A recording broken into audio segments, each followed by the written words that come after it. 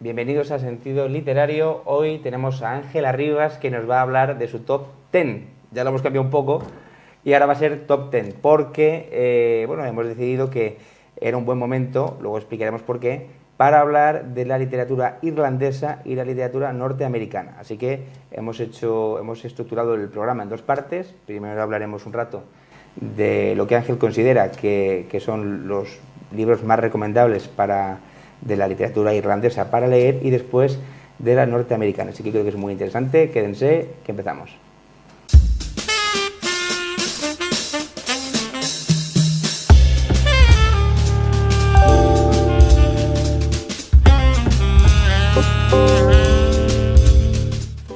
Pues empezamos con literatura irlandesa, Ángel, ¿o no?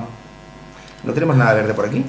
No. Ni cerveza tampoco, ni Guinness, ni nada. Ni a San Patricio. Bueno, tenemos ahí la pirámide. Es verdad, es verdad. La pirámide es verde. Y la verde Irlanda, la verde Erin. Irlanda es probablemente el país que tiene mejores escritores por metro cuadrado del mundo. ¿Sí?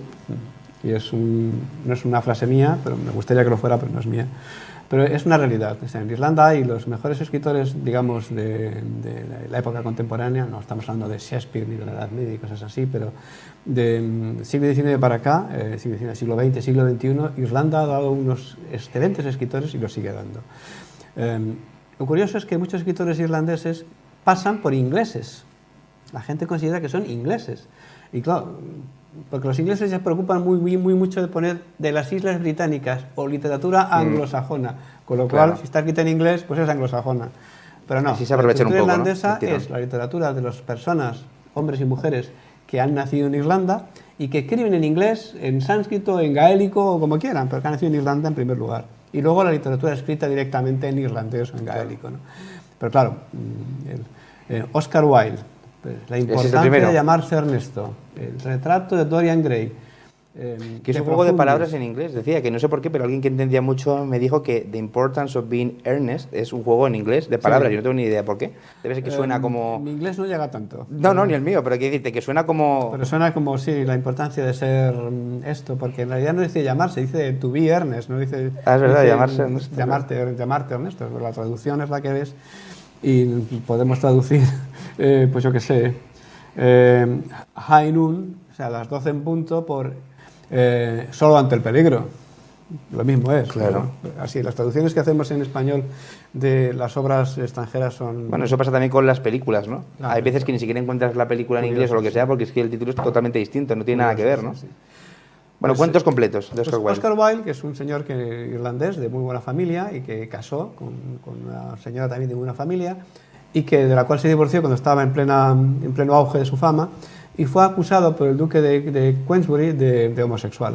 Eso le hundió. Estuvo 2 años en la cárcel, escribió un precioso libro sobre sus vivencias carcelarias, pero le hundió totalmente. O sea, salió todos los irlandeses que triunfan se van a Inglaterra. Salió de Londres y se refugió en París con un seudónimo, Malmouth o algo así, y ya murió en el 1900, justo en el principio del siglo, murió. Y pero nos ha dejado cosas grandiosísimas, ¿no? Es un escritor como la copa de un pino, y su recreación del Fausto, del retrato de Dorian Gray, es una recreación del mito de Fausto, pero con un retrato que va envejeciendo en lugar del protagonista, porque es el que ha hecho el pacto con el diablo. O sea, del Fausto de Goethe. Sí, el Fausto de Goethe pues, es un pacto con el diablo, y el retrato de Dorian Gray es un pacto con el diablo, pero de un señor que mientras se mantiene joven, apuesto, guapo, no sé qué, una especie de Dorian Gray. ¿Te suena algo del apellido Gray? Sí, algo así. Bueno, algo pues así. Este Dorian Gray... Que sigue vivo, claro. Su cuadro va a ¿Ese era el padre o el abuelo? Probablemente sea el tatarabuelo. Su padre va envejeciendo y Dorian Gray pues, va triunfando, porque claro, a ver, él se mantiene esbelto, joven, guapo, millonario, pues claro, es la atracción de todo el señorío y de alta o baja cuna de la sociedad británica, ¿verdad? Entonces es una gran... Y aquí lo que tenemos son los cuentos, que es la faceta menos conocida de Oscar Wilde. Sí, claro. Los cuentos. Hay unos cuentos muy interesantes y yo recomiendo la lectura de La Esfinge que no tenía secreto, por ejemplo. Es cosas muy interesantes que hay de tener en cuenta. Y hay un párrafo que quería leer que se llama El joven rey. Y en El joven rey dice: en la noche anterior al día fijado para su coronación, El joven rey se encontraba solo en su hermosa cámara. Los cortesanos se habían retirado con su permiso, doblando las cabezas hasta el suelo conforme al ceremonial en uso en aquella época, y fueron al gran vestíbulo de palacio para recibir las últimas lecciones del maestro de la etiqueta. Dios mío, y mañana voy a ser rey y no tengo ni idea de cómo gobernar. Pensó el joven monarca. Bueno, pues eso está muy de actualidad los también. cuentos ¿no? de Oscar Wilde Esa frase. son... No, todos tienen moraleja, todos sí, no. Sí, que, no, pero que digo que esa frase también está muy de actualidad hoy en día. Sí, pero bueno, por otras razones que no vamos a hablar, vaya a ser que nos corten la emisión. La verdad es que los escritores que dicen cosas actuales, vigentes, que se mantienen en el tiempo, son interesantísimos, Sí. porque demuestran una lucidez y una grandeza, una amplitud de miras importante, ¿no? Y recomiendo a Oscar Wilde sus cuentos precisamente porque es una de las facetas menos conocidas de Oscar. No tiene nada que ver tampoco con el de Hollywood, ¿no? Tampoco, claro. Oscar no tiene nada que ver. No tiene nada que ver. Y la verdad es que son muy interesantes como lectura, como fábula, como moral y como lecciones de vida, ¿no? Son de más fácil lectura que quizás las novelas, porque claro, cortitos, fíjate que en este porque hay gente tomo que yo conozco que el retrato 10 de cuentos. Dorian Gray se le hizo, yo no me lo he leído, pero hay gente que el retrato de Dorian Gray dice que se le ha hecho muy Sí, es un poquito denso. poco denso, ¿no? Un poquito denso, sí, es un poquito denso. Por todo, porque claro, hay que explicar muy mucho y muy bien y con que cómo es que las personas van viendo, las amantes, las sucesivas o los amigos que Dorian Gray va teniendo, van envejeciendo junto con su cuadro y él se mantiene pues como tú estás ahora, ¿no? Claro. Pues hombre, por cierto, ¿tú has hecho algún pacto con alguien? ¿Con alguien? ¿Tú has hecho algún pacto? Yo he hecho muchos pactos, lo que pasa es que yo creo que no he cumplido ninguno. Para 60 años estás muy bien. Ah, que estoy bien. Estás muy bien. ¿Ves? No, pero eso es la crema y, en fin, cosas de esas cremas que venden ahora, de esas como exfoliantes, ¿sabes? Que al ponerte jabón y tal, como El que peeling, se va todo. le llaman el peeling, El eso, peeling, peeling, sí, el con una peeling, esto de sí. patatas. No, me quedó genial. Pues un libro que no ha tenido... Por cierto, hay que hablar de eso. Bueno, ya te comentaré, no, es otro tema. Ya hablaremos de eso más adelante, ¿no? Que como Ángel habla mucho bueno, y sabe mucho de ciencia ficción y ese tipo de cosas, de todas las terapias de alargamiento de vida. De hecho, hay un escritor que seguramente vendrá a esta casa, se llama Víctor Valenzuela, que, bueno, pues una de sus novelas trata sobre eso, ¿no? Sobre las terapias que hay para alargar la vida humana y el impacto social que eso tendría, pues solo la gente que tuviera dinero podría alargarse la vida. Sí, y tal, ¿no? Entonces, bueno. Me parece muy interesante alargar la vida. Lo que me parecería mucho más interesante todavía es alargar la vitalidad, que son cosas... Sí, Como porque... decía Punset, no ponerle... Claro, no claro, ponerle es años que a la vida, sino ¿para vivir qué al queremos año. vivir 95 años si desde los 66 ya no sabemos lo que hacemos? Ya, claro. Estamos 11 años dando mal. Bueno, yo llevo sin saber qué hago desde los 18, imagínate. Yo también. A mí me pasa lo mismo. O sea, vas a ser mucho más cosmética cansado. es mucho peor que la tuya. Claro, claro. Pero bueno, ya me darás la receta. Estamos talluditos ya. Ya me das la receta. No, Bueno, ya nos hemos ido del tema, Ángel. los libros que parece que no hacen peeling, pero que siempre se mantienen como el primer día, a pesar de que tienen años y años y años. Por ejemplo, pues es este que viene ahora, ¿verdad? El Ulises, que yo lo tengo en 2 tomos, basta con traer uno. El Ulises de Joyce, o de James Joyce, es un libro difícil de leer, Muy difícil de leer. entender, Sí, difícil de comprender, porque está escrito sin ningún atisbo de querer impactar. O sea, yo reconozco que cuando escribo doy varias vueltas para que el párrafo que no acabo de entender bien pues diga exactamente o refleje exactamente el momento que quiero reflejar, etcétera, no sé qué tal. Parece que Joyce en Ulises escribe exactamente lo que piensa. A fulanito dijeron no sé qué. Qué horror, qué lamentable. Las luces por el cielo corren raudas y veloces y yo Sí. aquí en medio del problema y sin saber qué responder. Fulanito, ¿qué haces? Un coche llora en el silencio. ¿Pero qué está haciendo? Bueno, pues está escribiendo. Mucha cerveza Guinness también, claro. Tienes tú que interpretar. No es un escritor que describa las cosas. Tú tienes que buscar el sentido de las cosas. Pero eso es complicadísimo. Mira, Ángel, yo leí creo que 5 páginas de retrato de un artista adolescente, también de Joyce, traducción de Damas Alonso, creo. Aquello era infumable. Es decir, yo jamás he tenido más problemas leyendo que con Joyce.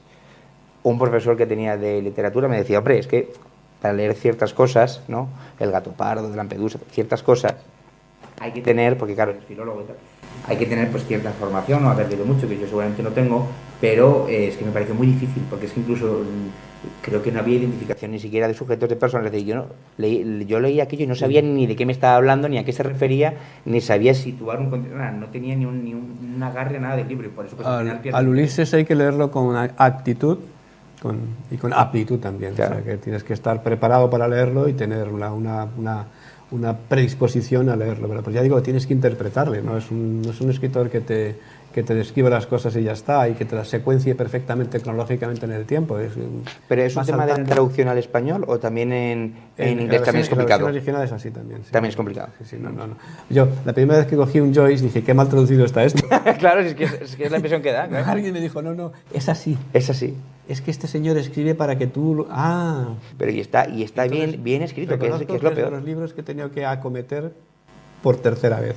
La primera vez no fui capaz, la segunda vez y la tercera vez dije, vamos a ver, ahora sí, ahora estoy preparado para leer a Joyce. Entonces, ¿Y lo recomendarías, sí? Sí, lo recomiendo, pero siempre haciendo esa salvedad, porque la gente que coja el Ulises por primera vez pensando que está hablando de un mito homérico, de la guerra de Troya o de un héroe no sé qué, pues se va a llevar una sorpresa, claro. Se va a llevar una sorpresa grande. Entonces es un libro que te va a sorprender siempre, porque si no estás preparado, ya digo, es un problema de actitud, aptitud y de voluntad de salir adelante, ¿no? Y saber interpretar los recursos literarios del autor. Bueno, dejamos a Joyce aparte. John Te Connolly. va a gustar. Pues fíjate que no lo conozco. John Connolly, que escribe sobre crímenes horrendos en los bosques de Maine, de Nueva Inglaterra y cosas así. Es que me dijiste que era un autor de novela negra. Y digo que te va a gustar precisamente porque tú, que escribes novela negra, pues no es que te sirva de inspiración, evidentemente, pero las referencias de todos los autores, desde Agatha Christie a Arthur Conan Doyle o cualquiera, yo que sé, los que escriben la Patricia Highsmith, no sé nunca cómo pronunciarlo bien, y la Conwell, por ejemplo, todos estos autores de novela negra que hay en el mercado, que son muy buenos, pues todos tienen su estilo, ¿no? Y John Connolly tiene un detective que había sido policía en su época anterior y que ahora es detective privado, y que tiene un problema tremendo con situaciones que son casi siempre demoníacas, ¿no? Fíjate que la portada, el poder de las tinieblas ya dice mucho, y la figura que se ve tiene un rabo, ¿verdad?, más largo que el demonio y unas alas así de murciélago, no precisamente como Batman, sino todo lo contrario. Y bueno, pues da una sensación de satánica increíble, ¿no? Y entonces las novelas de Connolly tienen siempre ese denominador común. Hay satanismo, hay ocultismo, hay tinieblas de por medio, pero su personaje principal siempre lo va resolviendo con la inestimable ayuda de 3 colaboradores, a cual más curioso, ¿no? ¿Sí? Uno es muy grande y muy fuerte y homosexual, otro es no tan grande, no tan fuerte, pero muy agudo y maneja unas armas diabólicas. Y bueno, pues siempre en un momento dado pues, llegan en su ayuda y le sacan de todos los líos. Y John Connolly nació en Dublín, es irlandés. En el 68, o sea que es irlandés, no fue, es. Es irlandés. ¿Y cómo es irlandés? Pues es literatura irlandesa, aunque la escriba desde Estados Unidos y en inglés. Literatura irlandesa pura y dura. En este caso, de novela negra, que también escriben los irlandeses. Los irlandeses da la sensación de que solo escriben de costumbrismo, de mujeres tontitas y no sé qué, y de la familia. Y no, escriben, es el país que tiene mejores escritores por metro cuadrado del mundo. Y ¿Llegaste a entender mejor esta literatura cuando estuviste ahí en Dublín, que fue donde te aficionaste a la cerveza Guinness, por cierto, que me comentaste? ¿Llegaste a entender más la literatura? Es decir, está muy vinculado, no sé, al catolicismo muy fuerte que había hasta hace poco, bueno, la forma de ser. Fíjate que un país tan católico como la católica Irlanda han aprobado el matrimonio homosexual por referéndum, no porque un iluminado o alguien haya dicho que esto es muy progre, hay que hacerlo, no, por referéndum, es decir, lo ha aprobado el 60 y tantos % de la población que ha votado. La católica Irlanda, esto significa que efectivamente la sociedad irlandesa pues no lo ve mal.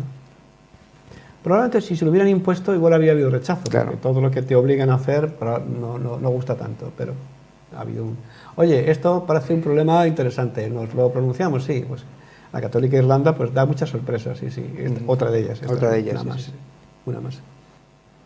Muy bien, pues el siguiente es Ian Gibson, el asesinato de García Lorca. ¿Volvemos con Lorca otra vez? Sí, otra vez volvemos a Lorca, pero Ian Gibson también es irlandés, y es un irlandés hispanista. Es probablemente una de las personas dentro de la literatura que más y mejor conoce España, y junto con otro, en este caso escritor inglés o filósofo inglés, Gerald Brennan, que se han instalado las Alpujarras al sur de Granada, pues han escrito muchas obras sobre lo que ellos entienden que son las Alpujarras, como el de los limones. Claro que hispanista e historiador no es lo mismo. No es lo mismo, no. Claro, porque Stanley Payne pero es historiador, claro, no es historiador.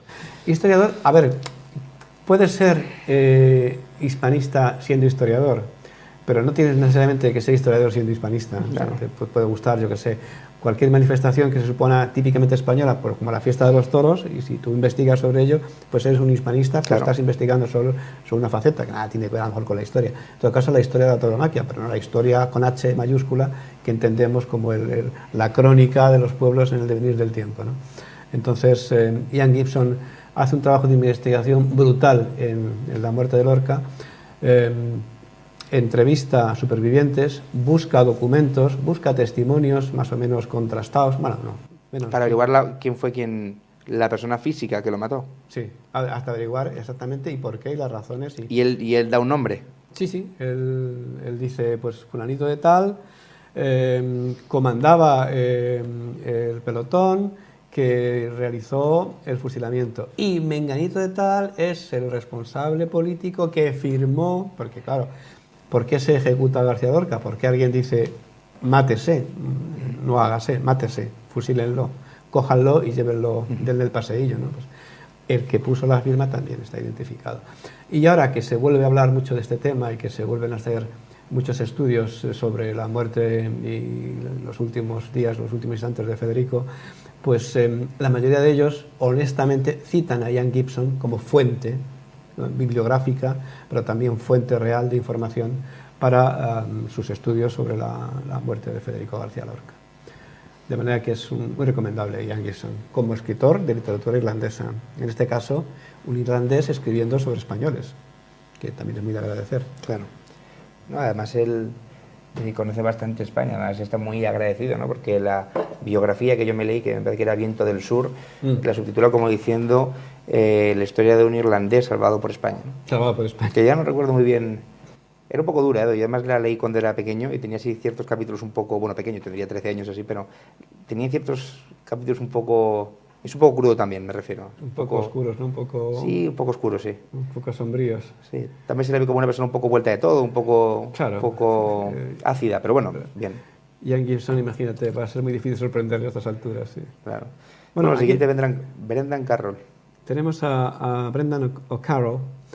Ese es el menor de 11 hermanos. Porque claro, esta es una novela típica irlandesa. O sea, familias católicas con 11 hijos, con 12 hijos, en el que el menor abandonó los estudios con 12 años y se dedicó a la comedia. Se metió a comediante, acabó con un programa de radio. En un programa de radio hablaba de la señora Agnes Brownie y en ese programa de radio acabó escribiendo la historia de la tal Agnes Brownie, que se le llamó La Mamá. La mamá. Claro, probablemente fuera un transunto, una transposición, un reflejo de su propia madre. Una mamá que tiene que lidiar con 11 hijos, pues claro, da para mucho, ¿no? Da para escribir muchas novelas. Y La Mamá tuvo un éxito fulgurante, tanto es así que inmediatamente después escribió Los Hermanos. Entonces ya no solamente hablaba de su Luego mamá, los hijos, los abuelos. probablemente siga por ahí, ¿no? Pero es muy divertido, es una típica novela irlandesa como se entiende al uso, ¿no? Sí. Lógicamente, pues tampoco hay por qué hacer negación de claro. de lo que ocurre. Y es divertida de leer, es mucho más divertida que las experiencias de Ángela, en mi opinión, porque también tiene otra óptica diferente. Pero es disparatada, divertida, interesante y muy no tan dramática, si quieres, como las cenizas de Ángela, pero tampoco ha tenido tanto éxito, también es cierto, pero es un fiel reflejo de lo que se entiende comúnmente por literatura irlandesa contemporánea, ¿no? Pues hablar de los hermanos, de las familias, de no sé qué, de los dramas, de los problemas, de las ilusiones, de los fracasos, en fin, ese tipo de cosas cotidianas, comunes a la mayoría de los mortales. Luego vamos a hablar también de literatura norteamericana, pero me llama mucho la atención que cuando te propuse hablar de un tema, sobre un tipo de literatura específica, me dijeras la irlandesa y no la inglesa. Ah, sí, sí. ¿Por qué? La irlandesa, sí. A ver, la literatura inglesa está muy condicionada por el bardo, un tal Guillermo Shakespeare, William Shakespeare, está muy condicionada por el bardo. Y hay muy pocas obras en la literatura inglesa que sobrepasen cualquier obra de Shakespeare. Muy pocas, muy pocas. Entonces, es más complicado rebuscar en la literatura inglesa. Ah, es más complicado. Para mí sí. Yo no sé, supongo que habrá otras personas que opinen otra cosa, pero para mí es, y como los libros que traigo son de mi propia biblioteca, para mí es más complicado rebuscar literatura inglesa que destaque por encima de Shakespeare, que es difícil, ya digo, muy difícil. Y sin embargo, pues la literatura irlandesa, como no tiene que compararse con Shakespeare, porque es de otra isla, ¿verdad? No tiene nada que ver, pues es más. Y luego la literatura inglesa, si tú dices a alguien, oye, un autor inglés, dicen Agatha Christie. No, dime otro, dice, pues la Patricia, y no lo sacas de ahí. Claro. Es que parece que no hay otra cosa, que misterios, claro, crímenes, parece que la... J.K. Rowling. Arthur Conan Doyle. O... Lógicamente. Bueno, te iba a decir Tolkien, pero Tolkien era de Sudáfrica, entonces no... No, pero esta chica, ¿te refieres a la niña esta que hizo lo de Harry Potter? La escuela de magia del sí. Río del Rayo. Sí, pero bueno, pero puede ser literatura inglesa, puede considerar, ¿no? Porque al fin y al cabo triunfa en Inglaterra, Irlanda, está. Pero no sacas de ahí, no hay otra cosa. Y hay mucho más, hay mucha más literatura en Inglaterra y es más complicado para mí rebuscar 5 títulos o 5 autores que destaquen, manera, que destaquen y estén a la altura y que no sean los típicos, Agatha Christie, etcétera, tal. Arthur Conan Doyle, claro. Sherlock Holmes, pues claro. Y son personajes, Hércules Poirot, pues, son personajes ya paradigmáticos, ya son súper conocidos, ¿no? Alguien hace una novela no sé qué y su personaje tiene que parecerse a Sherlock Holmes. Claro. O si no, tiene que ser la antítesis de Sherlock Holmes. O si no, tiene que beber de las fuentes de Sherlock Holmes. O si no, tiene que recordar de vez en cuando qué haría Sherlock Holmes en esta situación. Sí. Claro. Y insisto, para mí es complicado, por eso elegí Irlanda y no Inglaterra. No nada tiene que ver con los ingleses, no. Claro. Me caen exactamente igual de mal unos que otros. ¿Sí? No, perdón. Me caen muy bien, ambos me caen muy bien. Ha sido un pequeño lapsus. Sí. Bueno, pues Ángel, hacemos una pequeña pausa y volvemos con la literatura norteamericana. Pero recuerda, sea como sea, desconfía de quien no lea. Eso está claro.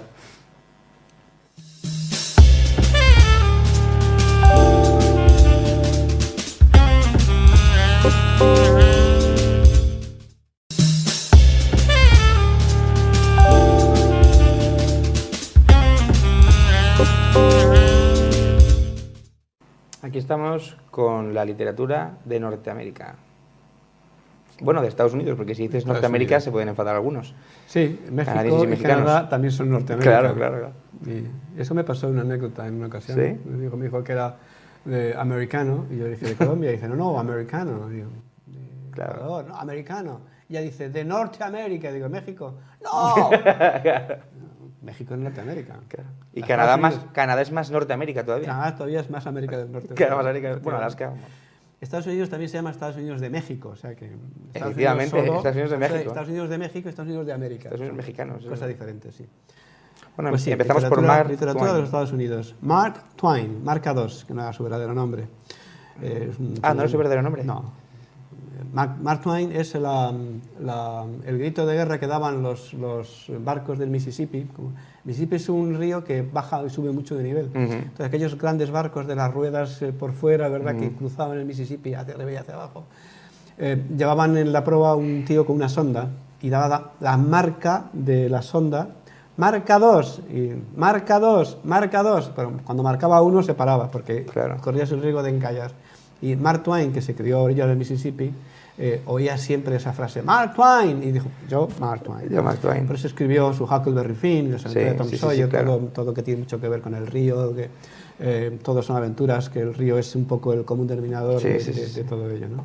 ¿Tú leías cuando eras joven, me refiero cuando eras pequeño, esas novelas? Traemos a Mark Twain precisamente con Wilson el Chiflado. En mi línea de traer los libros menos conocidos de los grandes autores. Claro, si traigo la aventura de Tom Sawyer o Huckleberry Finn o cosas así, no tendría demasiada originalidad. Claro.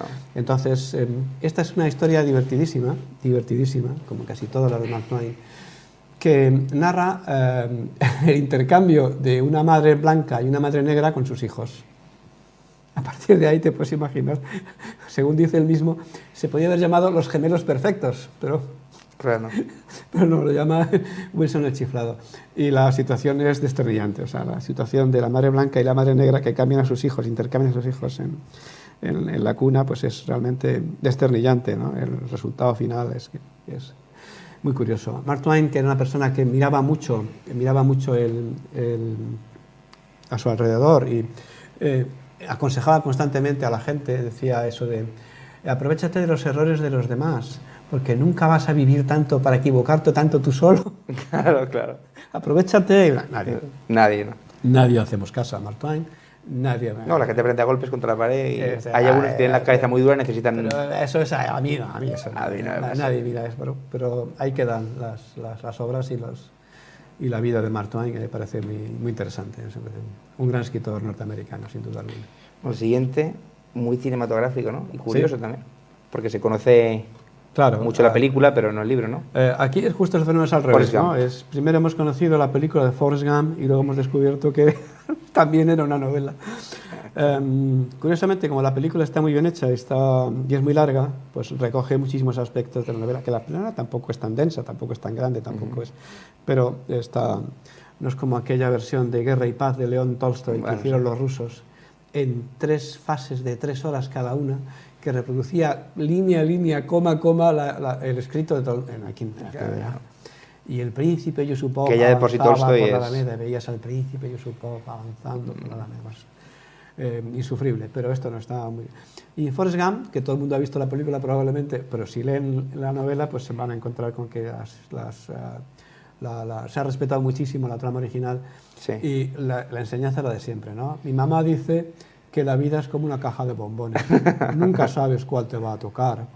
Sí. Bueno, hay cierta filosofía dentro de esa frase. Mucha filosofía, sí. Invirtió su dinero en una tienda de frutas y ahora soy multimillonario. Es una tienda que tiene una manzana, se llama Apple. Sí. Ahí estás haciendo la comparación con lo de las gambas, ¿no? Sí. Con lo de... Bueno, primero se metió a gambero, pero luego... gambero. Lo que sacó con Bubba, lo que sacó de ganar dinero con Bubba, lo invirtió en esa frutería. ¿Qué opinas de eso que dicen por ahí, las malas lenguas, que Nike o Adidas o no sé qué estaba detrás de la película, porque cuando él aparecía corriendo, aparecían unas zapatillas, no sé si de marca Nike o Adidas o una marca tal, y que entonces todo era un complot para vender zapatillas? En todas, sí. Mira, conspiranoicos los hay en todas partes. Claro. Yo he oído cosas, vamos, de lo más peregrino, ¿no? Mira, no. Ha dicho uno, antes de ir a Marte, tendríamos que volver a la Luna. Y dice, no, antes de ir a Marte tendríamos que ir a la Luna. A la Luna, claro. Porque no hemos ido. Todo se rodó en un estudio por Stanley Kubrick. Vamos, claro, lo sabe todo el mundo. Lo sabe todo el mundo. Bueno, pues todo el mundo tiene su verdad, su versión y no sé qué. Bueno, pues efectivamente... ¿Tú eres de los conspiranoicos o no del todo? No, yo soy... Mira... Cuando vas en un barco y cambia el viento, el pesimista dice, joder, ya cambia el viento. El optimista dice, bueno, pero ya volverá a cambiar. Y el realista ajusta las velas y se aprovecha de la nueva dirección del viento. Claro. Pues eso es. Me parece que no hay que ser ni optimista ni pesimista. Un vaso no está medio lleno o medio vacío. Está a la mitad de su capacidad. De su capacidad. Ya está. ¿Qué es eso de no, está medio lleno? No, está medio vacío. La visión real es que está a la mitad de su capacidad. O al 30% o al 60%. Es la capacidad y tiene una ocupación. Punto. Y intentar justificar las cosas de un punto de vista fatalista o al contrario, mundos de yuppie, pues me parece una postura muy digna y muy respetable, pero no es la mía. Me parece que es mucho mejor tener los pies en el suelo y tratar de... ¿Qué ha cambiado el viento? Pues ajustémonos al viento. Si yo no puedo manejar los factores externos, como no los puedo manejar, pues ¿qué puedo hacer? Adaptarme como pueda, pues ya está. O sentarme también. O sentarte, claro. Claro, hay gente que sueña y tengo un sueño, y dice, bueno, pues haz algo, ¿no? No, a ver si se cumple, pero bueno, ¿cómo se va a cumplir? ¿Cómo te va a tocar la lotería si no compras el 10º? Ese es el chiste, ¿no? El que iba a la iglesia y pedía que le tocara y al final, al cabo de unos años, aparece Dios y le dice, bueno, pero por lo menos compra, ¿no? Por lo menos compra. Entonces, claro, Forrest Gump es una relación de suerte, todo lo que hace le sale bien, incluso el amor de su Jenny, ¿no? Le sale bien, pero a ver... ¿Y cuál es el mensaje realmente de Forrest Gump? Es un poco superar la adversidad. El las mensaje de limitaciones. Forrest Gump, el que yo entendí, es que todo lo que ocurre, muchas veces ocurre sin que nos demos cuenta. O sea, ¿Para bien o para mal? para bien o para mal, siempre ocurre sin que tú puedas hacer nada por evitarlo. Esto ocurre y ha ocurrido y ya está, y no lo puedes evitar. Y como no puedes evitarlo, pues chico, pues carpe diem, ¿no? Carpe diem, claro. Vive ahora, no estés pensando, ay, si mañana esto, no sé.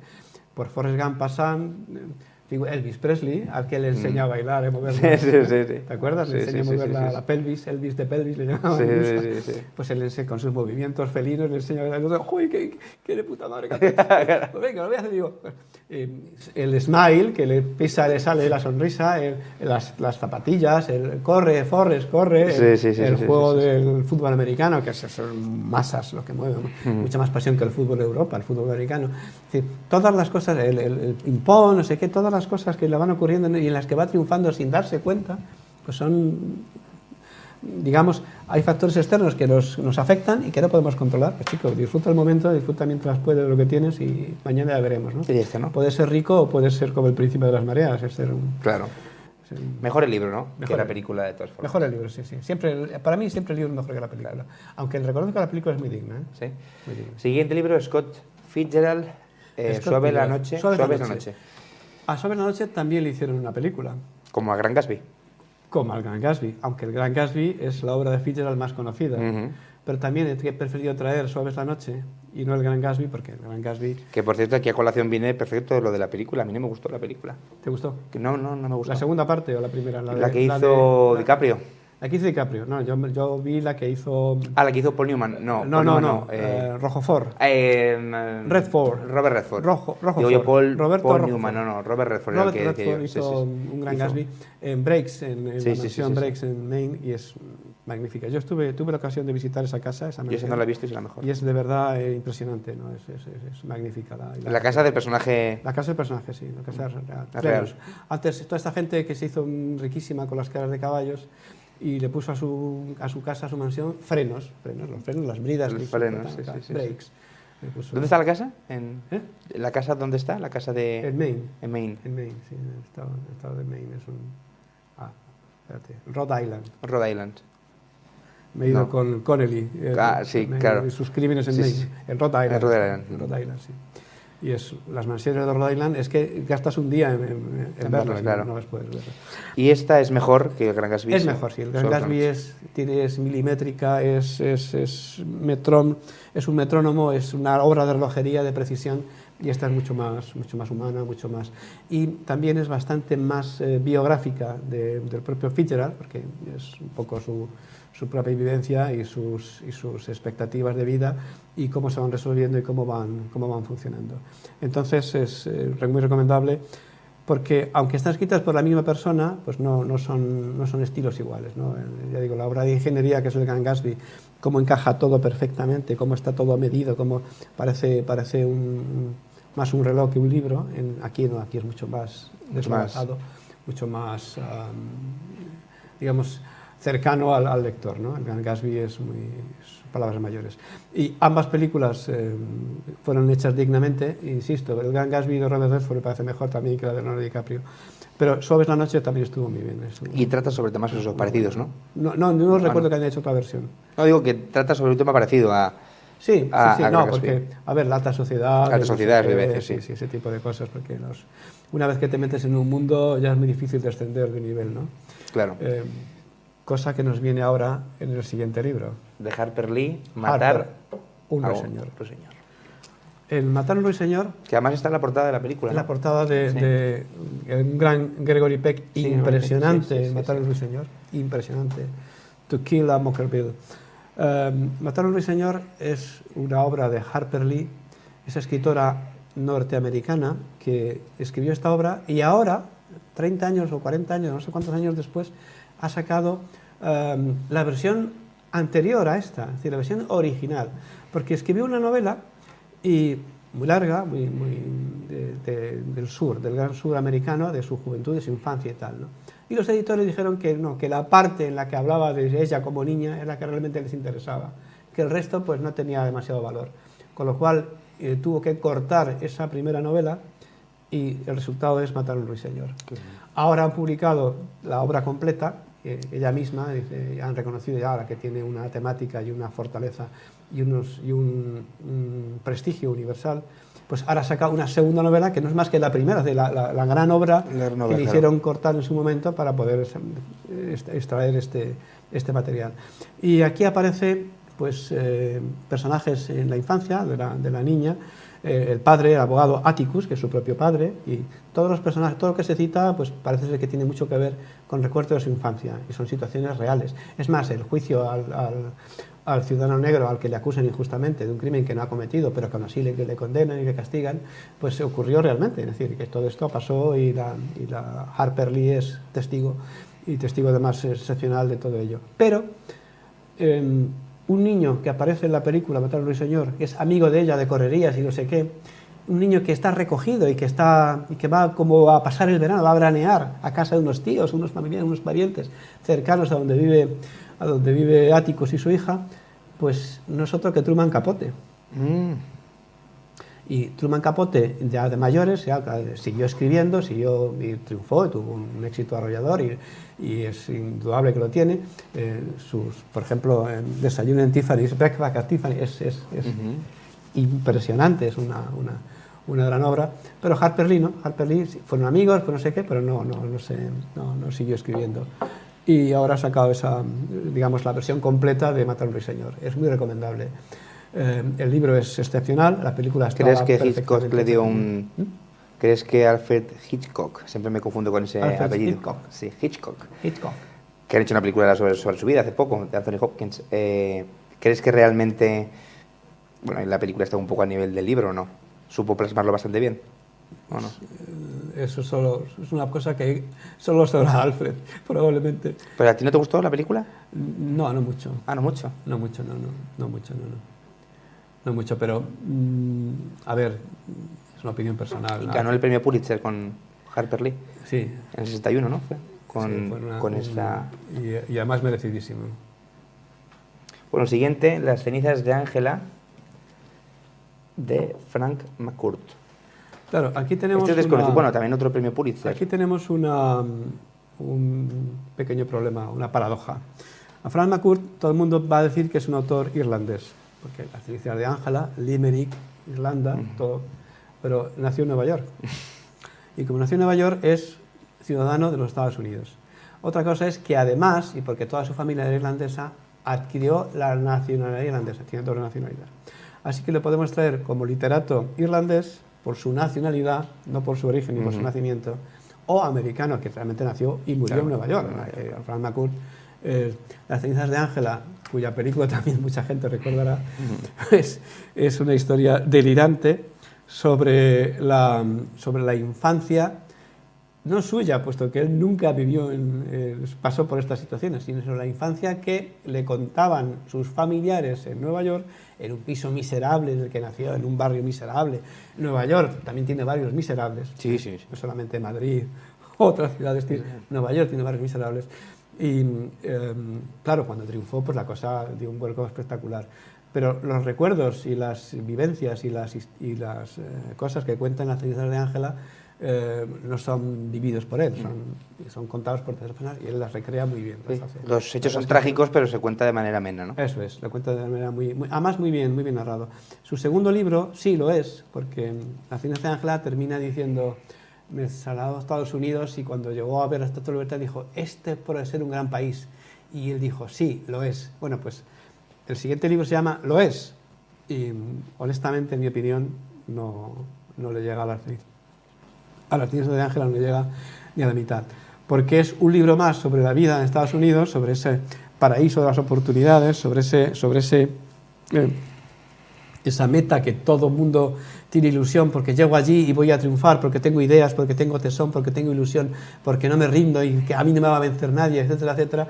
Pues se ha escrito tanto y algunas cosas tan buenas sobre esa